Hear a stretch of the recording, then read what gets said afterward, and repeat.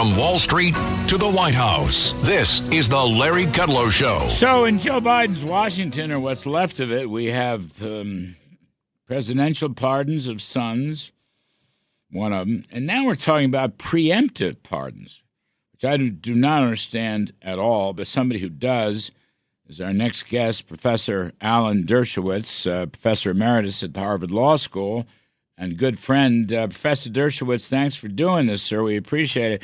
I want to get to the issue of J6 and Hunter Biden, but can I just begin? I mean, between the time we called you to come on the show, preemptive pardons, now they're talking about Mark Milley, the head of the Joint Chiefs of Staff, now Senator Adam Smith, former House member Liz Cheney. What is a preemptive pardon? Well, you know, the answer to lawfare is pardon fair. Whenever there's a problem, there's always going to be a response. And the Constitution puts no limits whatsoever on a president's power to pardon or commute. He can pardon anything, but it has to have already happened. That is, you can't pardon for future crimes. You can't say to Hunter Biden, now if you go in front of Congress and commit perjury, you're pardoned. You can't do that. But look at what happened to Richard Nixon. He was never indicted, never investigated, and he got a complete and total pardon. And that may very well have cost, the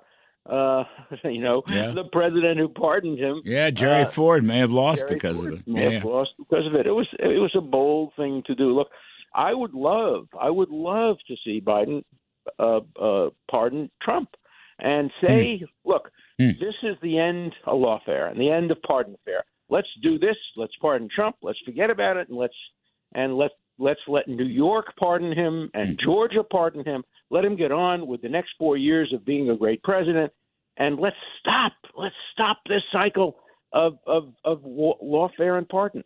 That would be the best thing. Well, I like that a lot, 100%. I don't know for sure. I've never talked to Mr. Trump about it, but I don't think he wants to go after these Milley or Adam Schiff or Liz Cheney. He didn't go after Hillary Clinton years ago. He could have, I suppose. He couldn't go after Adam Schiff. Adam Schiff has congressional immunity. Oh, that's right. Yeah. And so the idea of going after a former general would be extremely unpopular. So my prediction, Trump's not going to do it at all. He may pardon some people. I hope he does, the January 6th nonviolent people and some other people. But first of all, I know the new Attorney General of the United States, Pam Bondi. She is the least vindictive person you've ever met. Right. She's the nicest, gentlest, tough, but really nice and very principled. Dear friend of mine. Yes. Don't you agree with me that she's not 100%? But she's also, you're right. But sir, she's very smart and experienced and has a strong backbone. No question about that. She was a great attorney general in Florida, and she and I worked together on the first impeachment, the unconstitutional impeachment, and she was extraordinarily helpful to me because, I knew the law, I knew the Constitution, but she knew the politics, and she knew the intersection of law and politics. That's what she's great at, and that's what an attorney general has to do. That's what Merrick Garland didn't do. Merrick Garland's a good lawyer. He was a student at Harvard Law School. And, a smart judge, but he had no instinct for the relationship between law and politics. Alan, what about you? Interesting, with respect to pardoning Hunter Biden, that you're saying there's no moral choice. The people who are prosecuted not for what they did, but for who they were. If it were Black Lives Matter, people doing the same thing, they wouldn't have been prosecuted, but they're not. They're Trump people, they're MAGA people. And so they were prosecuted for doing exactly the same thing. I'm reading from a report from the Daily Caller News Foundation.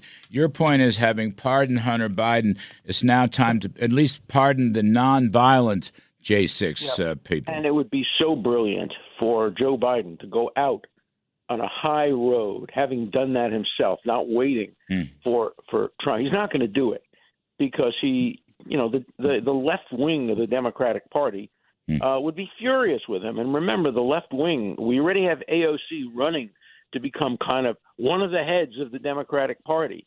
I hope she doesn't make it. But, she's one of the reasons I left the Democratic Party. I can't be in a party that features at its convention anti-Semites and bigots like Sharpton and like Bernie Sanders, a Jewish anti-Semite, and AOC. I mean, it was like an anti-Semitic convention when all those speakers got up there, and the only person they put up there on the other side at all was a family of hostages. That's nonpartisan. Everybody supports that. So the Democrats have real rebuilding to do, and if they ever want to win again, they're going to have to move to the center.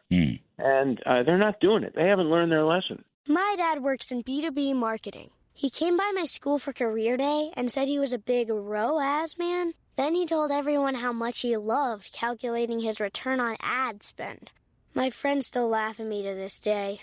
Not everyone gets B2B, but with LinkedIn, you'll be able to reach people who do. Get a $100 credit on your next ad campaign. Go to linkedin.com/results to claim your credit. That's linkedin.com/results. Terms and conditions apply. LinkedIn, the place to be, to be. Well, I was a Dershowitz Democrat a long time ago. Reagan was a Democrat. Trump was a Democrat. I know. Yeah. I've often said to groups that former Democrats make the best Republicans. I often say that. I get away with it. There's some head scratching, but I get away with it. I'm gonna get a button. Maybe we can have a button made. We can both wear it. Former Democrat. No, it's true. Former Democrat. I was a Democrat. There's so many of us now. For 10 years after I turned 21. But the difference between us is I'm a former Democrat who hasn't become a Republican. Yes, I understand. I've become an independent. And, the Republicans have to win me over by changing some of their views on social policy issues. But it's difficult. Look, I love and support evangelical Christians because they support Israel. But, I don't support them on issues of abortion and some of the other social issues. So, it's a complex world. And we ought to be praised for our nuance and complexity. But today, you got to choose sides. You got to be on one side or the other.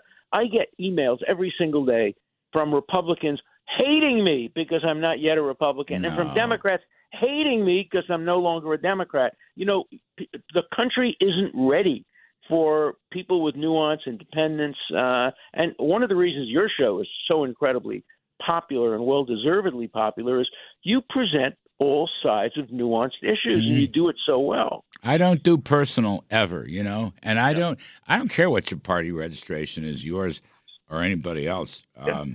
And well, thank you for that, sir. But on this other matter, you don't. I agree with you. Biden's not about to pardon the J6, but Trump might. Would you? You would support that?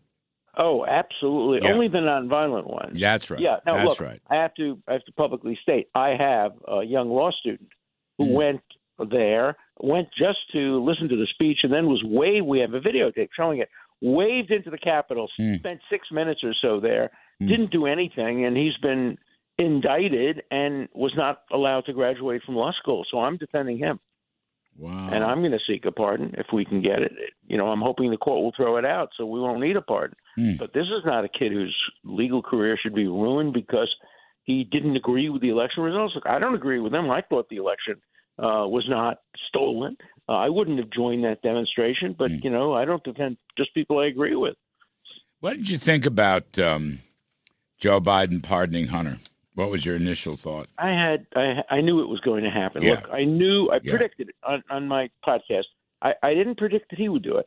I said, I predict that Hunter Biden will be pardoned. Maybe he'll be pardoned by, quote, President Kamala Harris. And that's, of course, what Joe Biden was hoping for. Or maybe he'll be pardoned by President Trump. But he'll be pardoned. But when I think Biden saw the handwriting on the wall, he said, look, it's only me. I'm the only person who stands between him and prison. And I'm going to do it. And I understand that as a father. What I'm critical of is that before the election, in order to influence the election, he looked into the camera and said, under no circumstances am I going to do it. He had to know that there were circumstances under which he would do it. So I think he misled the American public. Maybe he changed his mind, but he shouldn't have been adamant about it. He should have said, I'll cross that bridge when I get there. Let's see what the circumstances are. I'm not making any commitments now, but he didn't do that. And that, I think, hurt his legacy. Well, Professor Dershowitz, Joe Biden has, throughout his presidency, he's had a problem with truth-telling. I mean, there's a lot of cognitive dissonance, is what I call it, going on there. And I think that hurt him. And I think it hurt Kamala Harris. I mean, voters don't like – nowadays there's so much information. It's so cheap and available and accessible. Voters don't like it when their leaders don't tell the truth. I'll put it to you that way. They don't like it. That's why voters are disillusioned with so many politicians, because you have so many politicians for whom truth means what's the advantage to me today politically. That's their definition of truth. And, look, I'd love to see us come back to a day when Abraham Lincoln wins because, he's a truthful guy. He came from nowhere. He was not the candidate. I mean, he had never won any major office, and he gets elected president on his dignity and on his personality and on his integrity, and what a great president he made. There have been other presidents like that, so I think Ronald Reagan was that way. I think people understood he was a straight shooter, and they may not have agreed with him, but he was a straight shooter. Whereas Carter, went around the edges sometimes. Right. So, Professor Alan Dershowitz, Professor Emeritus at Harvard Law School.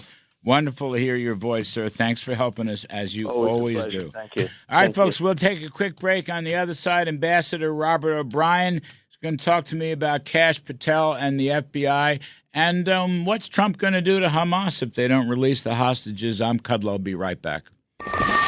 Larry Kudlow.